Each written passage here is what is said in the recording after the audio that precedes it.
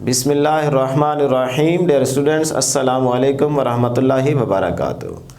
मैं उम्मीद करता हूँ कि आप सब खैरियत से होंगे। डियर स्टूडेंट्स, आज की इस वीडियो में हमारा टॉपिक है फंडामेंटल लॉजिक गेट्स। याद रहे ये टॉपिक MCQs, शॉर्ट क्वेश्चंस और लॉन्ग के पॉइंट ऑफ व्यू से इम्पोर्टेंट टॉपिक है और यही टॉपिक आपका प्रैक्टिकल भी है, आप लैब में प्रैक्टिकल भी परफॉर्म करेंगे। डियर स्टूडेंट्स, हम टॉपिक स्टार्ट करेंगे सिग्नल से। सिग्नल हमारे पास दो तरह के हैं, एनालॉग सिग्नल और डिजिटल सिग्नल। अगर एनालॉग सिग्नल की बात करें तो आप देख सकते हैं कि टाइम के साथ साथ सिग्नल में क्या आ रही है जी, वेरिएशन। या तो सिग्नल इंक्रीज हो रहा है या टाइम के साथ साथ डिक्रीज हो रहा है। इसी तरह अगर आप डिजिटल सिग्नल की बात करें तो यहाँ पे दो ही पॉसिबिलिटीज़ आपके सामने हैं कि या तो सिग्नल की वैल्यू मैक्सिमम या फिर सडनली ज़ीरो। देखिए ना, यहाँ पे वैल्यू क्या है, मैक्सिमम, फिर सडनली ज़ीरो, फिर क्या है, मैक्सिमम, फिर सडनली क्या है, ज़ीरो। तो यहाँ पे डिजिटल सिग्नल के अंदर आपके पास दो ही वैल्यूज शो होंगी, एक ज़ीरो और दूसरी मैक्सिमम।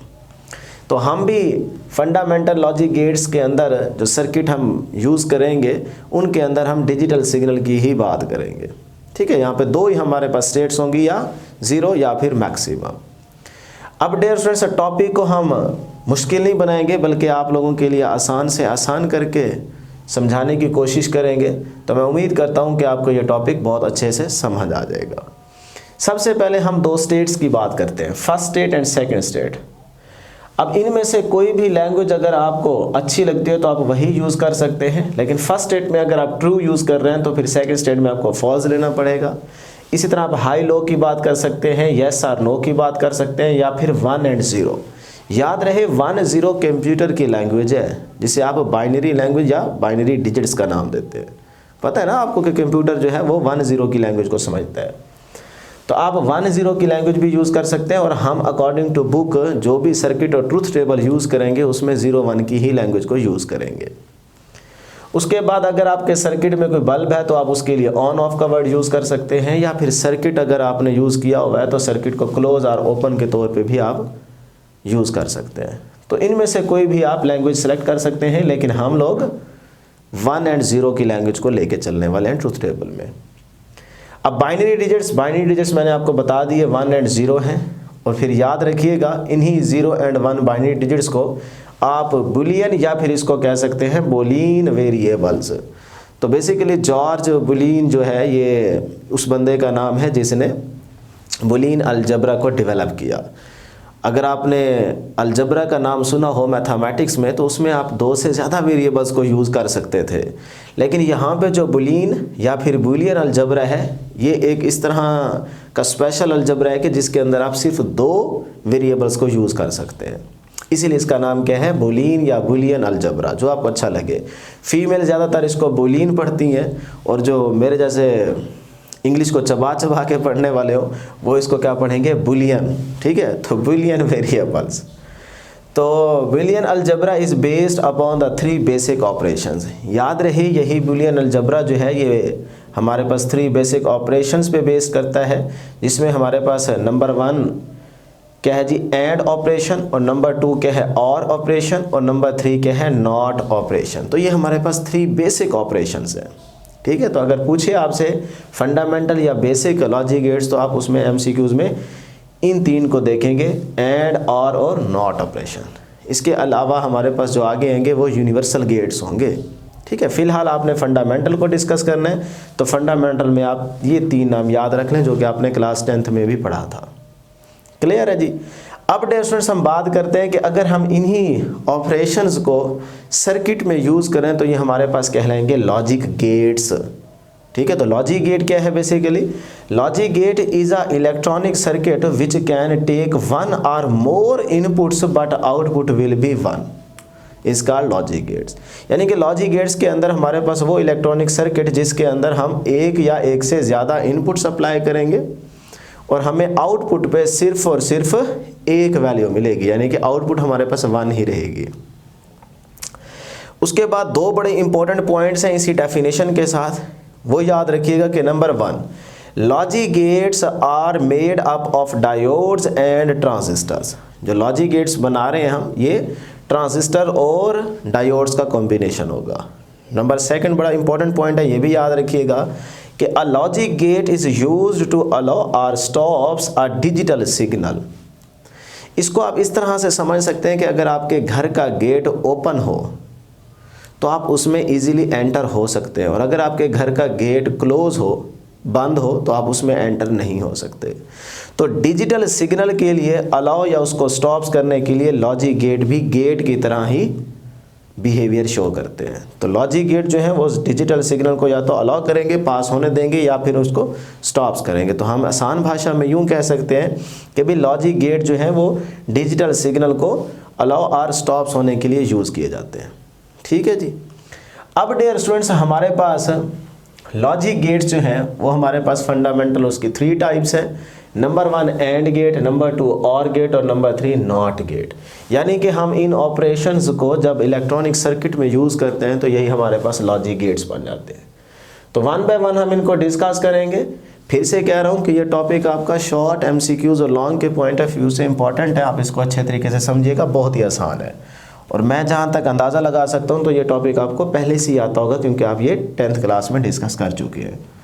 एंड गेट, सबसे पहले हर गेट के अंदर आपने 4 चीज़ें मेंशन करनी होंगी। ये तरतीब याद रख लें।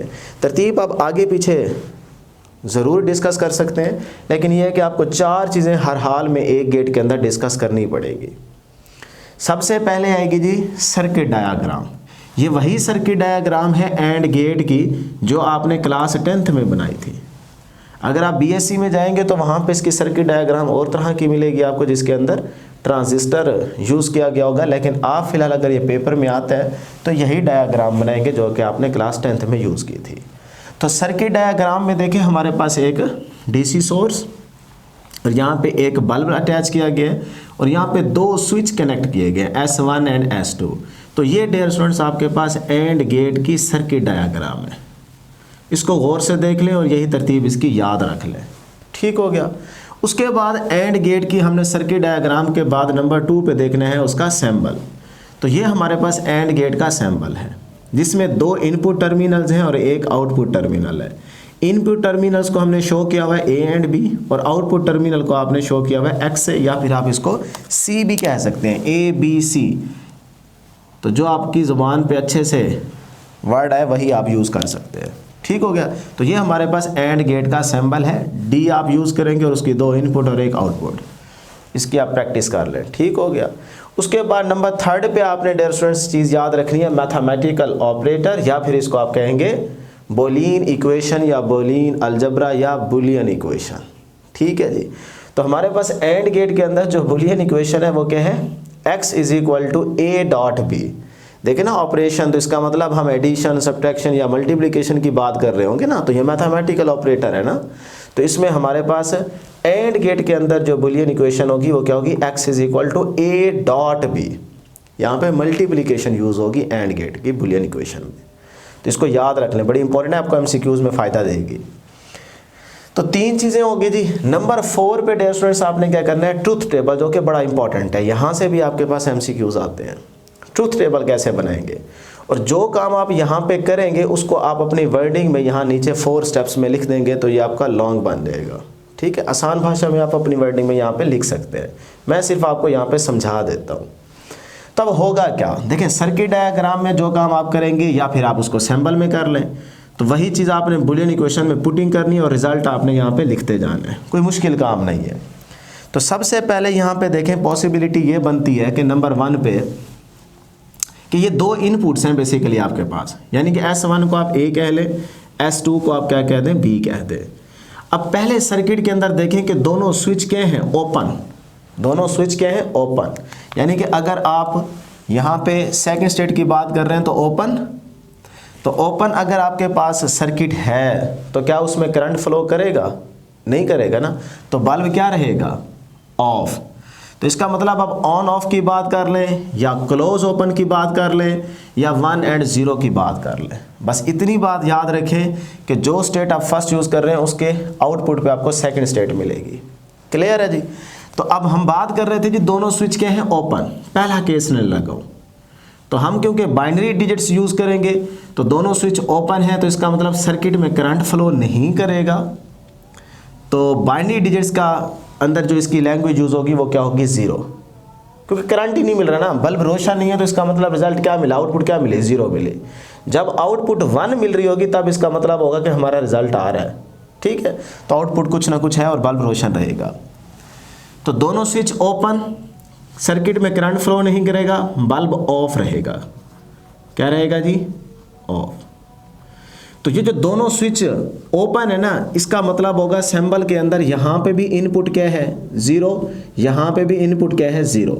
तो 0 और 0 दो इनपुट्स आ गई, तो यहाँ पे पुट करें 0.0, तो आंसर क्या आएगा, 0 को 0 से मल्टीप्लाई करें तो आंसर क्या आता है, 0। आउटपुट क्या मिली, 0, यानी कि आउटपुट यहाँ पे आ गई 0। तो इसका मतलब बल्ब रोशन नहीं है ना सर्किट में, क्योंकि दोनों स्विच ओपन है। तो यही चीज़ हम अगर यहाँ पे यूज़ करें तो इनपुट्स का मतलब दोनों स्विच थे, तो ये भी 0, ये भी 0, तो आउटपुट क्या मिली, 0। तो इसका मतलब बल्ब क्या रहेगा, ऑफ रहेगा। यहाँ पे भी देख सकते हैं। तो अब यही रिजल्ट आप यहाँ पे लिख दें। ए का मतलब इनपुट क्या थी, 0, यानी कि स्विच ओपन था। बी का मतलब इनपुट क्या है, 0, यानी कि स्विच क्या है, S2 भी ओपन। तो क्या अब आपके पास बल्ब रोशन था, नहीं था, आउटपुट क्या आ रही है, 0, तो यहाँ पे आ जाएगा 0। क्लियर है जी। इसी तरह आप अब दूसरी कंडीशन अप्लाई करें। क्या हो सकता है कि भाई इस S1 को मैं क्या कर देता हूँ, 0, और S2 को क्या कर देता हूँ, 1, यानी कि इसको क्लोज कर देता हूँ स्विच को और इसको ओपन रहने देता हूँ। तो अब मुझे बताएं क्या करंट सर्किट के अंदर फ्लो करेगा, बल्ब रोशन रहेगा, नहीं रहेगा। देखिए ना, यहाँ से गया और यहाँ पे तो ओपन है, तो लूप कंप्लीट ही नहीं होगा, करंट फ्लो ही नहीं कर सकता, तो इसका मतलब बल्ब रोशन नहीं होगा। यही चीज़ अगर आप यहाँ पे देखें तो ए का मतलब S1 है, तो इनपुट क्या है, 0, तो ये आ गई जी 0। बी पे क्या है, स्विच S2 क्लोज है, बी का मतलब यहाँ पे 0 के बाद लैंग्वेज कौन सी यूज़ होती है, 1, मतलब ये अब ऑन है, ठीक है, तो ये आ गया 1। अब आप जाए आउटपुट आपको क्या मिलती है, तो ए क्या है, 0 डॉट, बी क्या है 1, तो यहाँ पे लिख दें 1। अब 0 को 1 से मल्टीप्लाई करें, आंसर क्या आता है, 0। इसका मतलब अभी भी आपके पास बल्ब रोशन नहीं है, तो आपको आउटपुट नहीं मिल रही। तो मैं यहाँ पे लिख देता हूँ, ए क्या है 0, बी क्या है 1, आउटपुट क्या मिली, 0। उसके बाद थर्ड कंडीशन अप्लाई करते हैं कि अब S1 को क्या कर दें आप, क्लोज, और S2 को क्या कर दें, ओपन। यानी कि अब ए पे क्या है इनपुट 1 और बी पे क्या है 0, तो आउटपुट आपको क्या मिलेगी, देख लेते हैं जी। यहाँ पे आ गया 1 और यहाँ पे आ गया 0, तो 0 को 1 से मल्टीप्लाई करें तब भी आंसर क्या आएगा, 0। तो अभी भी आपके पास आउटपुट क्या आ रही है, 0 आ रही है। फोर्थ केस बनाते हैं जी, एक ही पॉसिबिलिटी रहेगी कि दोनों स्विच को आप क्लोज कर दें, ये भी क्लोज और वो भी क्लोज। अब देखें करंट जाएगा, लूप कंप्लीट हो गया, बल्ब क्या हो जाएगा, रोशन हो जाएगा, ठीक है, अब बल्ब रोशन हो जाएगा। तो यहाँ पे देखें उसकी सिंबॉलिकली फॉर्म में, ये भी आपने क्या कर दिया, इनपुट ए पे भी अप्लाई कर दी 1, और ये भी क्या हो गया 1, तो आउटपुट आपको क्या मिलेगी, तो 1.1, 1 को 1 से मल्टीप्लाई करें, आंसर क्या आएगा, 1 आएगा। इसका मतलब अब आपके पास सर्किट क्या है, क्लोज, और बल्ब क्या है, ऑन, और आपके ट्रूथ टेबल में वैल्यू क्या आएगी, 1। तो ये देखें जी 1, 1, और ये आंसर आ गया 1। तो इसका मतलब एंड गेट के अंदर आपका बल्ब तभी ऑन रहेगा जब आप इनपुट्स या आपके दोनों स्विच क्या होंगे, क्लोज होंगे, या आप अगर सिंबल की बात कर रहे हैं तो इनपुट ए भी क्या होनी चाहिए 1 और इनपुट बी भी क्या होनी चाहिए 1, तब आपके पास यहाँ पे आउटपुट आती है, और वो क्या आती है, 1। क्लियर है। तो अब ये जो चार चीज़ें आपने लिखी है कि फर्स्ट नंबर पे क्या आ जाएगा कि दोनों स्विच आपके क्या हैं, ओपन, यानी कि इनपुट ए भी 0 और इनपुट बी भी 0, तो आउटपुट क्या मिलेगी, 0। यही बात आप अपनी वर्डिंग में यहाँ पे लिख दें, फिर दूसरी वाली कंडीशन लिख दें, और फिर थर्ड वाली, फिर फोर्थ वाली, इसके अलावा आपने कुछ नहीं करना। क्लियर है जी। उसके बाद आ जाए जी और गेट में, यही तरतीब फॉलो करें, लेकिन सर्किट डायग्राम को देखें ज़रा। यहाँ पे दो स्विच यूज़ किए गए हैं पैरेलल, ये भी आपने क्लास 10th में सर्किट डायग्राम यूज़ की थी, तो वही सर्किट डायग्राम आपने यहाँ पे बनानी है। तो और गेट में सबसे पहले सर्किट डायग्राम, दो स्विच यूज़ किए गए S1 एंड S2, यहाँ पे एक बल्ब और यहाँ पे बैटरी। उसके बाद और गेट का जो सेकंड नंबर होगा वो होगा सिंबल। तो अगर आप और गेट का सिंबल देखें तो ये हमारे पास इसका सिंबल है, इसी तरतीब से ही आप इसको याद रखेंगे, 2 इनपुट और 1 आउटपुट। थर्ड नंबर पे अगर आप बुलियन इक्वेशन की बात करें तो वो क्या है, x is equal to a plus B. अब यहाँ पे डॉट नहीं है बल्कि क्या है, प्लस, ठीक है, a प्लस बी आपके पास और गेट की बुलियन इक्वेशन है। अब हम डियर स्टूडेंट्स यहाँ पे ट्रुथ टेबल बनाते हैं, क्योंकि एक चीज़ हमने यहाँ पे डिटेल में समझ लिया, अब हमें वहाँ पे टाइम ज़्यादा नहीं लगेगा। तो देखें जी, सबसे पहली कंडीशन सर्किट डायग्राम में क्या होगा, अगर ये S1 ओपन है और S2 को मैं क्या कर देता हूँ, क्लोज, ये क्लोज हो गया। इसका मतलब इधर क्या हो रहा होगा, S1 का मतलब इनपुट A है, तो यहाँ पे इनपुट क्या है 0 और B पे क्या है 1, 0 1 की लैंग्वेज यूज़ करनी है। तो आउटपुट आपको क्या मिलेगी, चेक कर लेते हैं जी बुलियन इक्वेशन में। A क्या है 0 प्लस B क्या है 1, तो डियर स्टूडेंट्स अगर 0 में 1 ऐड करें तो आंसर क्या आता है 1, यानी कि आउटपुट आपको मिलेगी, आउटपुट आपको मिलेगी। तो सर्किट में देखते हैं, देखें जी, ये आपने बैटरी कनेक्ट की हुई, करंट यहाँ से जाएगा, इस बाहर वाले पाथ को देखें, ये क्या हो जाएगा ओपन, यहाँ पे करंट फ्लो नहीं कर सकता। लेकिन ये वाला जो पाथ है ये तो क्लोज लूप बन रहा है ना, तो इसका मतलब करंट यहाँ से पास करेगा और बल्ब क्या हो जाएगा, ऑन हो जाएगा, रोशन हो जाएगा। तो आपको इसका मतलब आउटपुट मिली है ना, बल्ब का रोशन होने का मतलब है आउटपुट आपको मिली है। तो यहाँ पे देख सकते हैं आउटपुट क्या आ रही है 1, 1 का मतलब होगा ऑन, ठीक है ना, ये यहाँ पे देखें 1 का मतलब ऑन, 0 का मतलब ऑफ। तो जब जब 1 मिलेगा इसका मतलब बल्ब ऑन है, जब जब रिजल्ट आउटपुट 0 मिलेगी तब इसका मतलब होगा बल्ब क्या है, ऑफ। क्लियर है जी। अब देखते हैं सेकंड नंबर पे, ऐसा इस चीज़ को लिख ले पहले, A क्या है 0, B क्या है 1, तो अच्छा तरतीब मैंने आगे पीछे कर दी, चले खैर है, बहरहाल आप यही तरतीब फॉलो करें, 0 0 फिर 0 1 फिर 1 0 फिर 1 1। अगर आप कर भी देंगे तरतीब आगे पीछे तो इससे कोई फ़र्क नहीं पड़ना, ठीक है।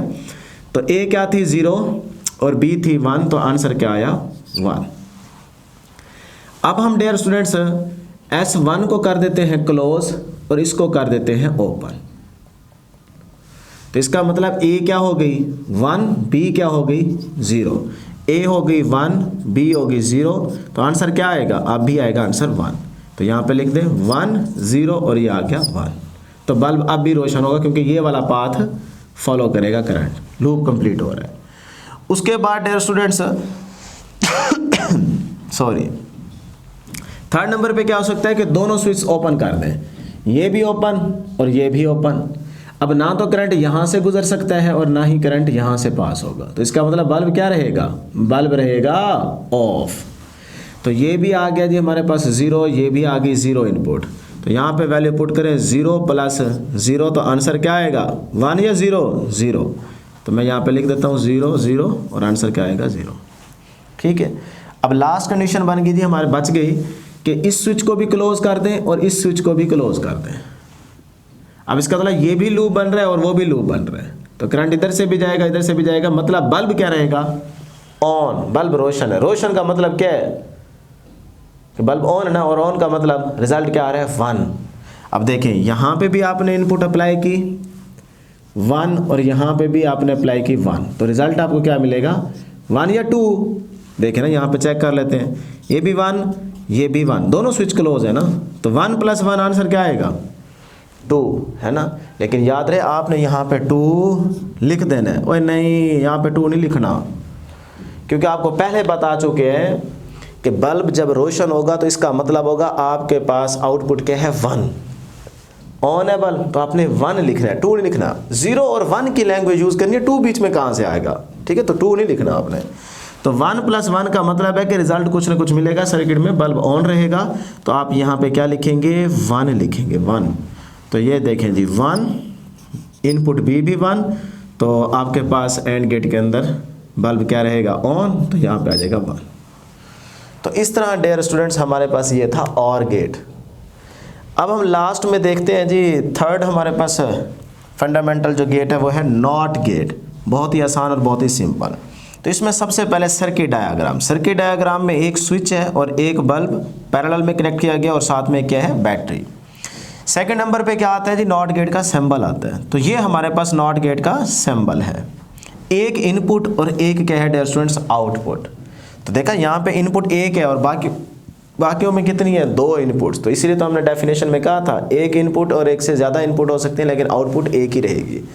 तो यहाँ पे देखें एक इनपुट और एक आउटपुट, और इस सैंपल के अंदर यहाँ पे आपके सामने एक बबल है, होल है, लेकिन याद रहे ये जो होल या बबल है ये अंदर से खाली होना चाहिए। इनको आप फिल कर दें लेकिन इसको फिल नहीं करना, इसको अंदर से खाली रखना है। तो इसे हम कहते हैं इन्वर्टर, यानी कि जो इनपुट आपके पास होगी वही आपको आउटपुट मिलेगी, लेकिन ये इन्वर्टर उसको क्या कर देगा, आउटपुट पे रिवर्स कर देगा। इनपुट को ये इन्वर्टर क्या करेगा, होल क्या करेगा, रिवर्स करके आपको आउटपुट पे वैल्यू शो करेगा। ये इसका मतलब है। अभी आपको क्लियर हो जाएगा बुलियन इक्वेशन में। तो बुलियन इक्वेशन क्या होगी, a is equal to X, और x के ऊपर क्या है, बार। यही बार आप यहाँ पे भी यूज़ कर सकते हैं a के ऊपर, वो आपकी मर्जी है।